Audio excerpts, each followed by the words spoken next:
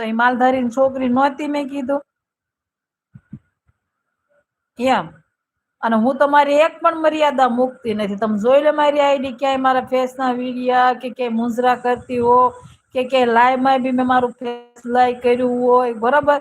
હું તમારી તમામ મર્યાદા રાખું છું. મને ગર્વ છે, કેમ કે હું માલધારી સમાજની દીકરી છું, બરાબર. અને હું મારી મર્યાદા તમામે તમામ જાળવું છું.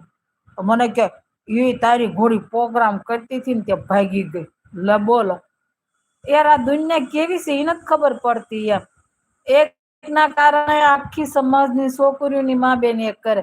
પછી મેં એને કીધું, મેં તો ઈ પ્રોગ્રામ કરતી હતી, મેં ગીતાબેન રબારી પ્રોગ્રામ જ કરીશ, બરોબર. મેં ગીતાબેન રબારી એક મર્યાદા નથી તોડી, મેં કીધું અત્યાર લગી. એને તો એ પોતે કે છે કે અમારામાં તો નાનપણમાં મારા બાપાએ મને પૌણાઈ દીધી, આપ્યું એને સ્વીકારી લીધું, બરોબર.